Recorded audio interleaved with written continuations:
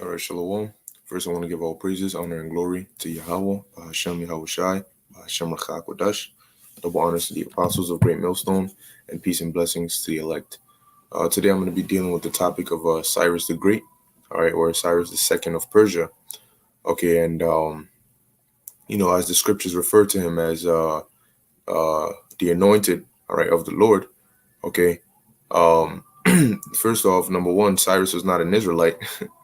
Okay, Cyrus was a heathen. He was a Persian. Okay, and we're gonna get some scriptures real quick because just because the Lord used him, all right, to do a great task, and the Lord called him anointed, he was anointed to perform that task. All right, nonetheless, that doesn't make him an Israelite. He was still a heathen. However, keep in mind, as a matter of fact, let me start off with this precept. All right, keep in mind that the Lord can use anybody to do what he wants them to do. All right. And Proverbs 21:1, which I bring this out a lot, but hey, this is how it works, man. Proverbs chapter 21, verse 1. The king's heart is in the hand of the Lord. And Cyrus was what? He was a king. The king's heart, meaning his mind, his thoughts, are in the hands of the Lord. As the rivers of water, he turneth it whithersoever he will. All right. So basically, everything that Cyrus did, all right, it was the Lord made him do that. Okay, so whenever when the Israelites gained favor in his sight, or he did things favorable to the Israelites, it wasn't just because heathens love Jake, but they do in a sense in terms of their women, but nonetheless, he didn't do that just to do it. The Lord put the spirit on him to be like that, to do it. Okay, so real quick, we'll just get I'm going to get a quick precept on him first, and I'll read a little bit about him. All right, then we'll get into the Cyrus cylinder. Okay, so this is Isaiah, because these are all artifacts, like the Cyrus cylinder, the black obelisk, I forgot the name of that. But, you have all these different artifacts that are there written by the Nabonidus Chronicles. Okay, they're written by certain kings or certain rulers that it's like journals. All right, it dates their campaigns and what they did. And oftentimes these rulers, all right, when they ruled around that area, that the Levant, the East, the Near East, okay, the Mediterranean area, whatever places they will conquer, because they had such big empires, whatever lands they would conquer, they would put it down as part of their campaigns. All right, and whatever they would do. So, and most of the time they encounter Jake. They come through Israelite territory. All right, they would take over Jake, and they'll keep accounts of that. All right, and that's why Cyrus is mentioned by name in the scriptures. Okay, so that's why you'll see when they're written of in the scriptures, because Jake wrote about what happened, and then you also have these heathens write about what happened as well.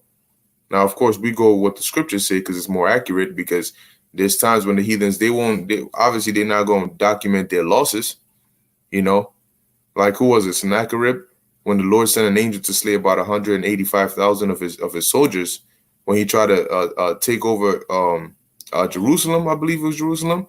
Guess what? When he left, he didn't put that in his annals that the God of the Israelites sent angel to destroy my men. No, he just put they paid tribute and then we left. You see, so nonetheless, we're gonna get into it, right? This is Isaiah 44 verse 28. Now, Isaiah, let me see. Let's look him up.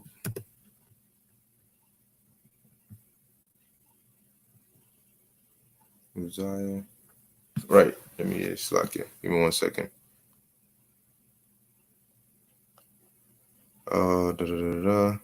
When you go to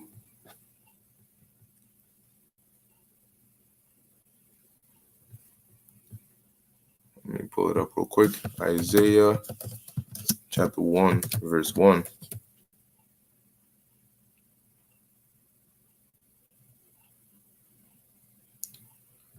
All right, this is Isaiah 1:1. The vision of Isaiah, the son of Amos, which he saw concerning Judah and Jerusalem in the days of Uzziah, Jotham, Ahaz, and Hezekiah, kings of Judah. And starting with Uzziah, he was made king around roughly 7 to 767 ish, all right, BC. So that would have been around the same time period of Isaiah, all right. Mind you, Cyrus was what, 550, you know, so that's about almost what, 200 years prior to Cyrus coming on the scene. Isaiah prophesied about him, all right. Yeah, see, within the text, Isaiah was the 8th century BC Jewish prophet, which he wasn't Jewish, he was a Jew. All right. After whom the book of Isaiah is named. Within the text of the book of Isaiah, Isaiah referred to himself as the prophet, but the exact relationship between the book of Isaiah and any such historical Isaiah is complicated. Um, the traditional view is that all 66 chapters of the book of Isaiah were written by one man, Isaiah, possibly in two periods between 740 BC and 786 BC, separated by approximately 15 years. Nonetheless, we got the time period, 740, and look at that. It says, and includes dramatic prophetic and declarations of Cyrus the Great in the Bible. See, acting to restore the nation of Israel from Babylonian captivity, and that's what we're about to read right now. But nonetheless, so you get the message. He's around. So Isaiah prophesied this, what, around like 200 and some change years before or right around 200, before Cyrus actually came on the scene. Okay, showing you that the word of the Lord is powerful, man. But it says Isaiah 44:28, thus saith that saith, actually, let me see. Yeah, that saith of Cyrus, he is my shepherd. All right, he's talking about the Most High, speaking about Cyrus. He said, that saith of Cyrus, he is my shepherd, and shall perform all my pleasure, even saying to Jerusalem, thou shalt be built, and to the temple thy foundation shall be laid. All right, and lo and behold, that did happen. All right, let's pull it up. Let's just pull up Cyrus.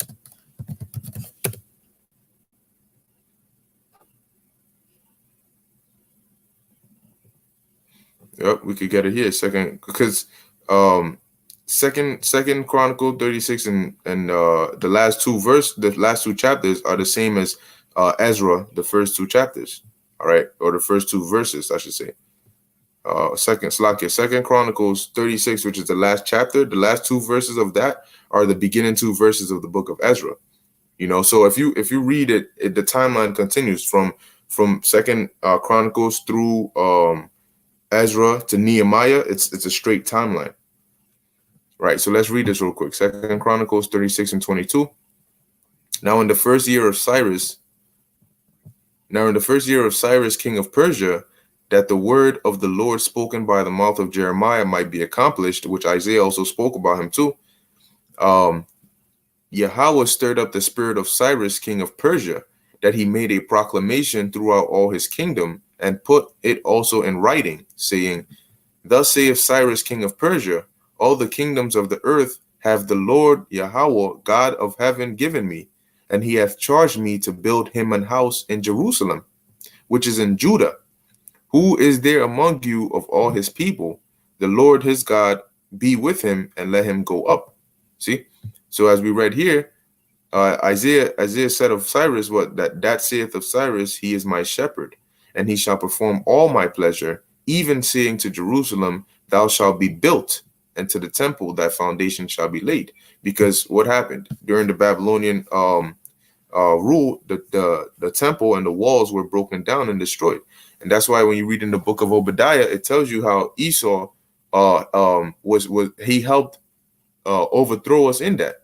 You know how they were telling the Babylonians, they were cheering them on, saying, what? Raise it, even to the foundation thereof. Okay. They stood in the gates, trapping Israelites, like, yo, here's one of them, Yeah, so that's what you have going on there. Nonetheless, I'm gonna read another one on Cyrus, Isaiah 45 and 1. Thus saith the Lord Yahweh to his anointed, to Cyrus, whose right hand I have holden, to subdue the nations before him. Whoa, what do we just read in Second Chronicles? What does Cyrus say? Thus saith Cyrus, king of Persia, Second Chronicles 36 and 23. All the kingdoms of the earth have Yahweh, God of heaven, given me. Isaiah 45:1. Thus saith the Lord to his anointed, to Cyrus, whose right hand I have holden, to subdue nations before him. And I will loose the loins of kings, to open before him the two leaved gates, and the gates shall not be shut. All right. So basically, the Lord gave the other nations, all right, the kingdoms into the hands of Cyrus, because Cyrus was anointed.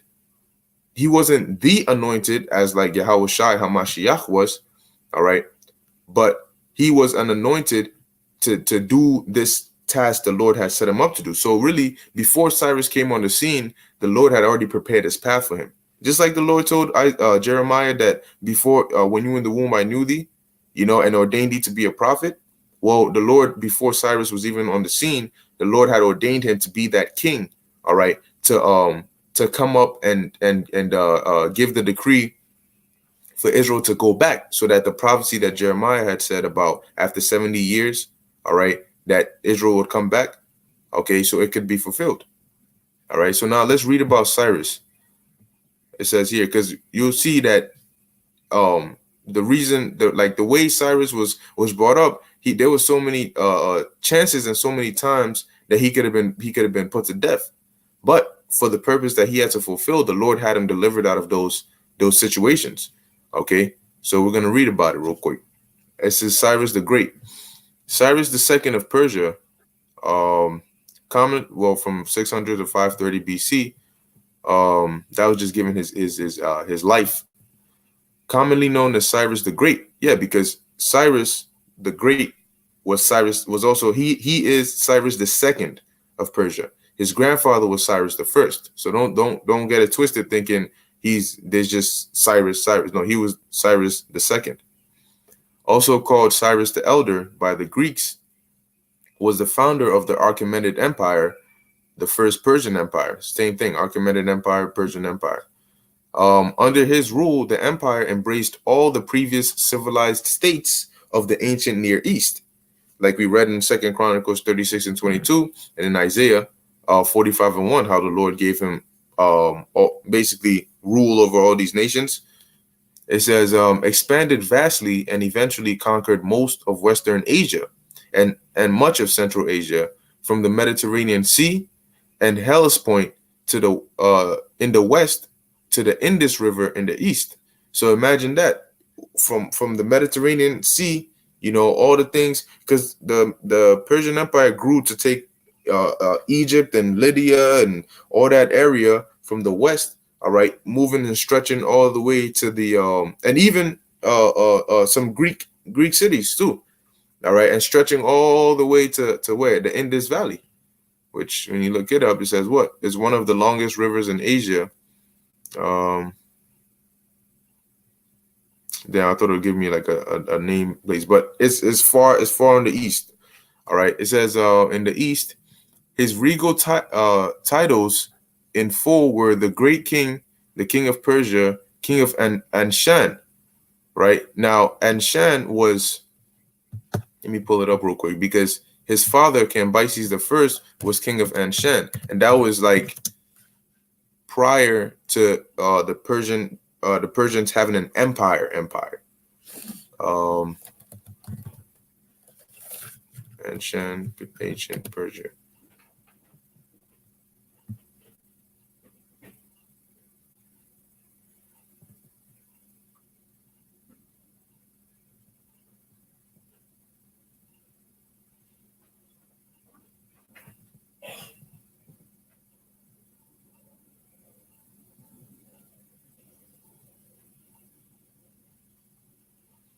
All right, so it says here, Anshan was an ancient city in Persia.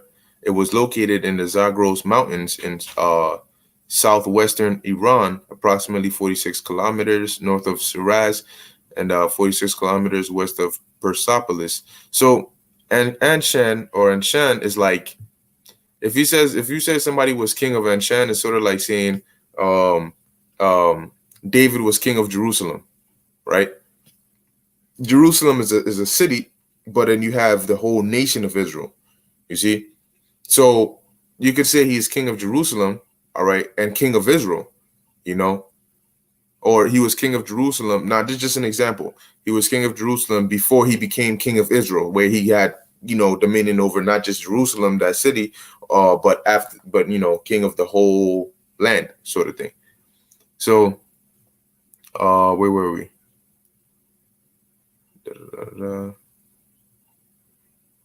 So, okay, I'm just trying to find. There we go.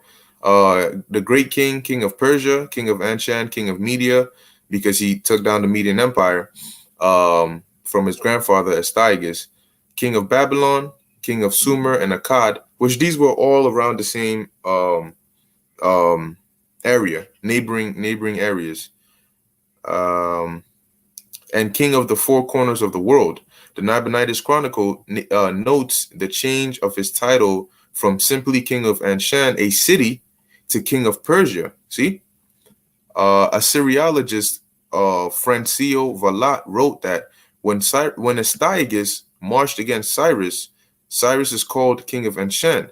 But when Cyrus crosses the Tigris on his way to Lydia, he is king of Persia. The coup, therefore, took place between these two events. All right, because Astyages was the last king of the Medes before Cyrus, took over, and Cyrus was his grandson through his mother's side. So you might ask, well, if Astyages was a Mede, how could he be Cyrus, his grandfather, if Cyrus was a Persian? It was through his mother's side. So it says the reign. Now we're going to get into the interesting part. It says the reign of Cyrus the Great lasted 30 years. Cyrus built his empire by first conquering the Median Empire, then the Lydian Empire, and eventually the Neo-Babylonian Empire. Now, when you read in Daniel, all right, the 7th chapter, when it talks about the what was it, the second beast? Okay, that was a bear that was raised up on one side and it had 3 ribs in his mouth. Well, here we just listed 2 of those. All right, Lydia and Babylon, and it'll go on to tell you that though Cyrus didn't conquer Egypt, his son Cambyses II did, and that's where you have the 3 ribs: Egypt, Babylon, and Lydia. Okay, so it says because these were key locations that help expand the Persian Empire. So it says he led an expedition into Central Asia, which resulted in major campaigns that were described as having brought into subjection every nation without exception. Once again, back to the precept we read. Cyrus did not venture into Egypt and was alleged to have died in battle fighting the Massageti along the Syria Daria in December 530, and that was when he died. He was succeeded by his son Cambyses II, who managed to conquer Egypt, Nubia, and Cyrenia during his short rule. All right, let me read here. This is going into the restoration, or the decree that he made, as they call it, the Edict of Restoration. Cyrus the Great, and this is written in, this is accounted for in the Cyrus Cylinder, which is why I noted that we're going to get that as well. Cyrus the Great respected the customs and religions of the lands he conquered. This became a very successful model for centralized administration and establishing a government working to the advantage and profit of its subjects. In fact, the administration of the empire through satraps are like provinces, you could say, or Slovakia. Satrapy would be like the province, and the satraps would be, like it says here, the governors of the provinces. See, but now each different empires will call them by different things. Okay, but satraps were the governors of the provinces of the ancient Median and Achaemenid empires. That's really all I have to read on that. And the vital principle of forming a government at Persargadi were the works of Cyrus.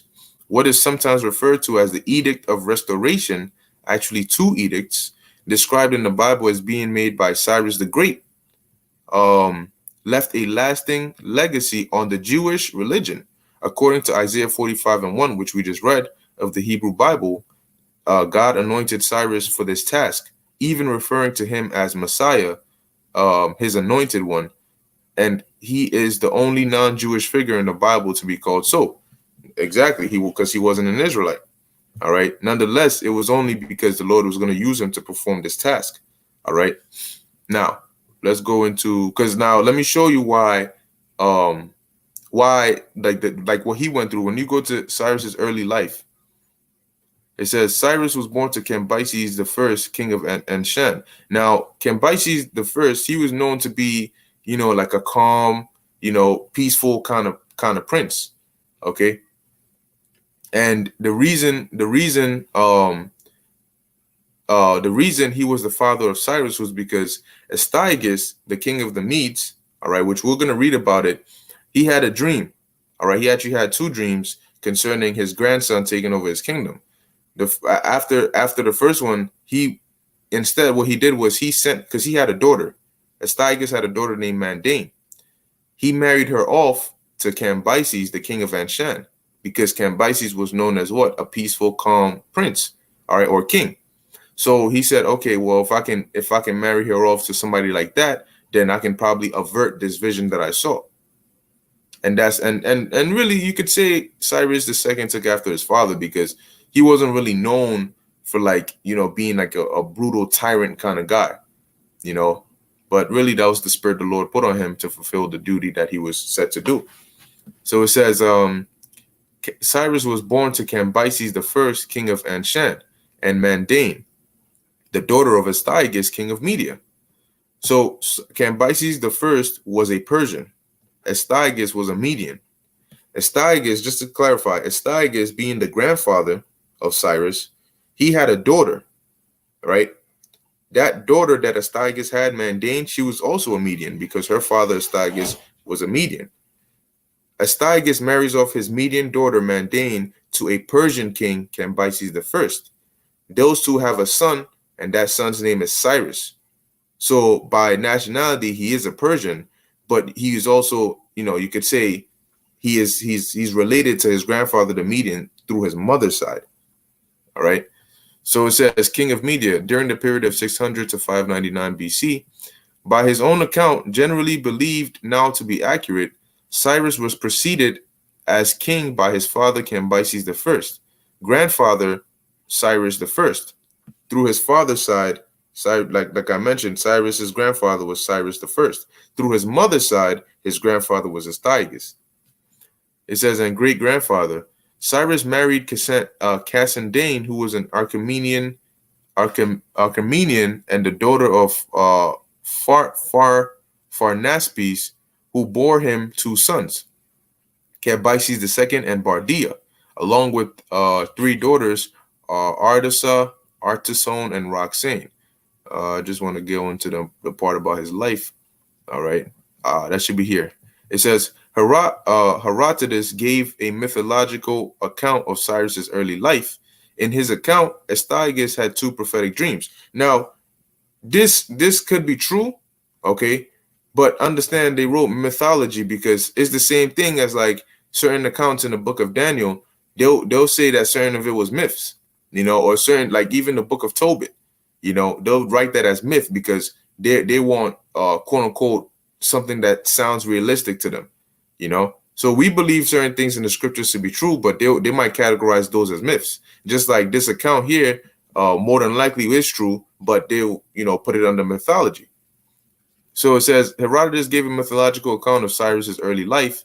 In this account, Astyages had two prophetic dreams in which a flood and then a series of fruit-bearing vines emerged from his daughter Mandane's pelvis and covered the entire kingdom. These were interpreted by his advisors as a foretelling that his grandson would one day rebel and supplant him as king, and that was Cyrus.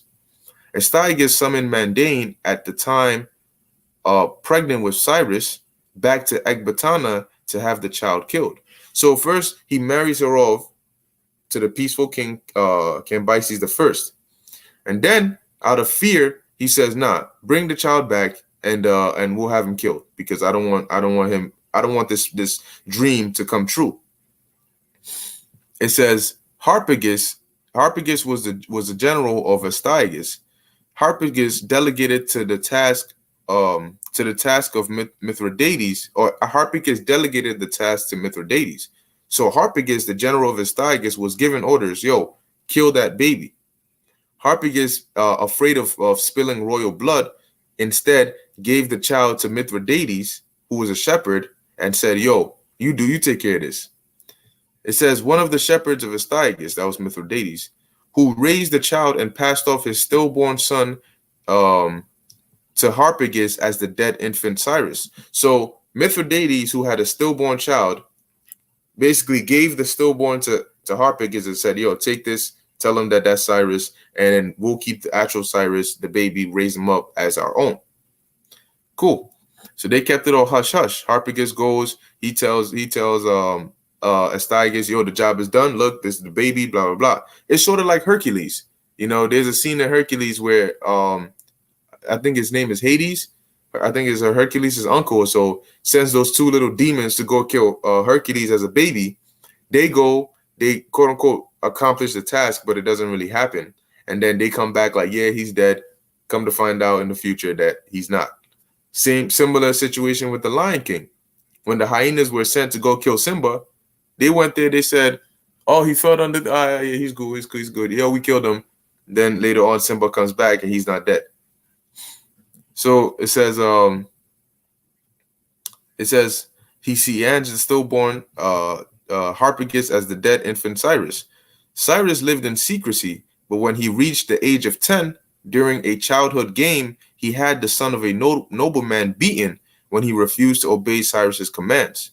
As it was unheard of for the son of a shepherd to commit such an act, Astyages had the boy brought to his court and interviewed him and his adoptive father. Upon the shepherd's confession, Astyages sent Cyrus back to Persia to live with his biological parents. However, Astyages summoned the son of Harpagus, the general. It says, and in retribution chopped him to pieces, roasted some portions while boiling others, and tricked his advisor, all right, into eating his child during a large banquet. So Astyages said, "Oh, okay. So you didn't." And he took a conspiracy in his mind. He said, "Look, so you didn't go and kill the baby, huh? So this is what I'm gonna do. I'm gonna kill your son secretly and then feed him to you without you knowing." It says, following the meal, Astyages' servants brought Harpagus the head, hands, and feet of his son on platters, so he could realize his inadvertent cannibalism. In another version, Cyrus was presented as the son of a poor family that worked in the Median court. So this is what happened. All right, that was Cyrus's life. Now, on two accounts, Cyrus could have been put to death. He could have been put to death as a baby. All right, but the Lord had it to where, he was sent to the shepherds and blah blah blah blah. And once he was found out to be alive at the age of 10, he could have also been put to death. But the Lord put the spirit on Astyages to be like, nah, just send him to his family, so that prophecy could be fulfilled. Okay. And now lastly, let's get the Cyrus cylinder. Okay. And this is all, look, it's an actual artifact, in cuneiform that basically backs up what the scriptures say as well. I'm gonna read this portion right here. It says, this is from the Cyrus cylinder. The text of the cylinder denounces the deposed Babylonian king Nabonidus as impious and portrays Cyrus as pleasing to the chief god Marduk. It describes how Cyrus had improved the lives of the citizens of Babylonia, repatriated displaced. All right. Repatriation is the process of returning an asset, an item of symbolic value, or a person, voluntarily or forcibly to its owner or to their place of origin or citizenship. So, because that's when you read, he allowed the Jews to go back to rebuild, the temple in Jerusalem. It says, displaced, repatriated or returned displaced peoples and restored temples and cult sanctuaries. What was one of those temples he had restored? Jerusalem. All right. It says, although not mentioned specifically in the text, the repatriation of the Jews from their Babylonian captivity has been interpreted as part of this general policy. All right. So this is an account, all right, historical account from the Cyrus cylinder, all right, backing up what the scriptures say about the Lord using Cyrus, okay, to allow, like it says, where do you say it? I'm gonna read this one more time before I end it. 2 Chronicles 36 and 23. Thus saith Cyrus, king of Persia, all the kingdoms of the earth have the Lord Yahweh Ba'ashem Yahweh Shai, God of heaven, given me, and he hath charged me to build him an house in Jerusalem, who is in Judah. Now this is the repatriation. Who is there among you of all his people? The Lord his God be with him, and let him go up. So he said, yo, return to your land and go build that temple, man. So yeah, that was pretty much it. Okay. Just going into, the anointed doesn't mean Cyrus was an Israelite, doesn't mean that he was, this, oh no. He was a heathen that the Lord put the spirit on to accomplish a certain task or to fulfill prophecy. All right. Just like the king of Babylon in this day and age is been set in place to do what he got to do for prophecy to come to pass. Okay. But yeah, that's pretty much it. I'm gonna end it here. Lord willing, this was edifying unto the elect, giving all praises, honor, and glory to Yahweh, Ba'ashem Yahweh Shai. Until next time, Shalom.